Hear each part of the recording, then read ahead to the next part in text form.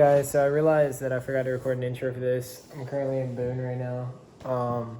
But basically what happens in this video is we're getting together the tubular front end. I wasn't a big part in it. That's why I didn't really record an intro or anything. Crimson and John were the main ones that figured out how to do it, and it's just going to be a time lapse of them putting together that tubular front end to make it nice and simple. Yeah, all it really is a time lapse, so I hope you'll enjoy. If you don't want to watch it, I understand, and if you do, enjoy it. So yeah.